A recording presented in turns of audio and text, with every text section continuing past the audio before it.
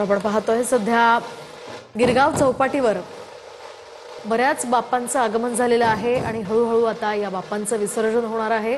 आपण पाहतोय संपूर्ण हा परिसर गणेश भक्तांनी फुलून गेलाय। अगदी लहान मुलं सुद्धा या मिरवणुकांमध्ये सहभागी झालेले आहेत। तिकडे वरून पाऊस बरसतोय आणि या भर पावसात सुद्धा सगळे गणेश भक्त मिरवणुकांमध्ये आपल्याला दिसतायत आणि आता हळूहळू बाप्पांचं विसर्जन होणार आहे। डोक्यावर छत्र्या घेऊन हे सगळे गणेश भक्त या विसर्जन मिरवणुकांमध्ये चालताय आणि विशेष म्हणजे अगदी शिस्तबद्ध पद्धतीने चालतायत। या ठिकाणी इथल्या वापर करणाऱ्या नागरिकांना कोणत्याही प्रकारचं त्रास होऊ नये याची काळजी घेतली जाते। सध्याची दृश्य आपण पाहतोय नागपुरात सुद्धा गणेशोत्सवाचा हा मोठा उत्साह असतो आणि यंदा सुद्धा बाप्पांच्या मिरवणुकांसाठीची ही गर्दी आपण पाहतोय आणि एक वेगळेपण या मिरवणुकांमधलं यंदाचं हे आहे की त्यांनी एक देखावा सुद्धा वेगळ्या पद्धतीने इथे साकारलेला आहे। तर ही मुंबईतल्या गिरगावातली दृश्य आपण पाहतोय। मुंबईतल्या गिरगावात आता हळूहळू सगळ्या बाप्पांचं आगमन होतंय। सगळे बाप्पा आता प्रस्थान करतील इथे आणि त्यांचं थोड्याच वेळामध्ये विसर्जन होणार आहे। बाप्पाला ही निरोप देण्याची घटिका अगदी जवळ आलेली आहे आणि बाप्पाला निरोप देण्यासाठी हे सगळे गणेश भक्त सज्ज झालेले आहेत। जड अंतःकरणानं बाप्पा सुद्धा आपल्या सगळ्यांचा निरोप घेण्यासाठी आता सज्ज झालेला आहे।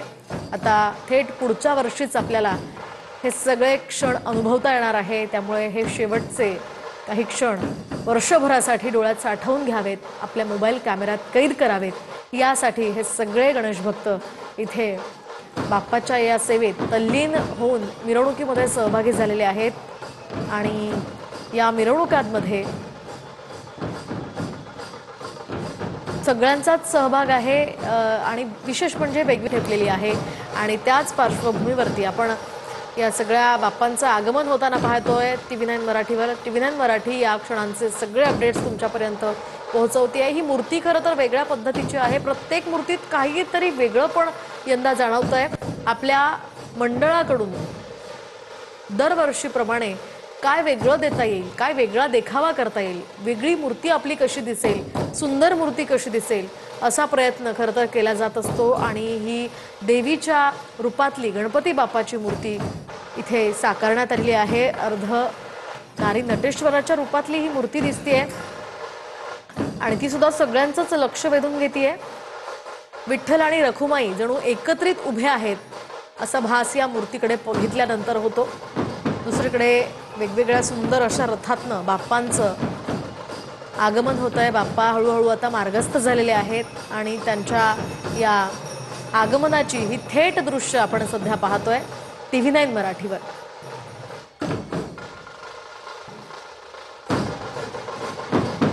तर ह्याच मूर्ती संदर्भात मी बोलत होते। ही वेगळ्या प्रकारची मूर्ती आहे आणि सध्याची दृश्य आपण आता आलेलो आहोत पुण्यामध्ये सुद्धा अतिशय उत्साहपूर्ण जल्लोषात बाप्पाचं आता विसर्जन होणार आहे। त्याआधी दगडूशेठ हलवाई गणपती बाप्पांना हा निरोप देण्यासाठी हे सगळे गणेश भक्त इथे आतषबाजी करताना पाहायला मिळतात।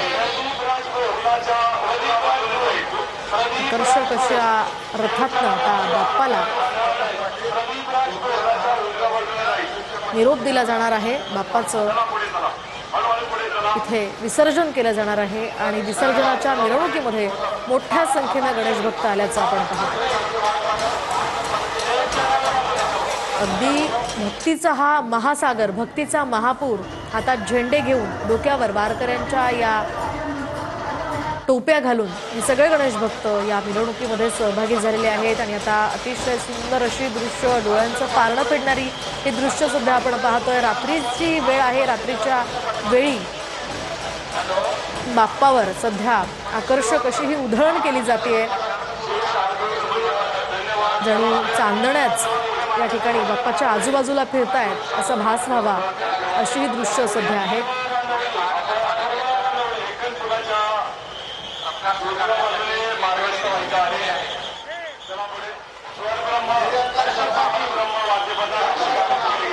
आपण पाहतोय आता बाप्पाला निरोप देण्यात येणार आहे।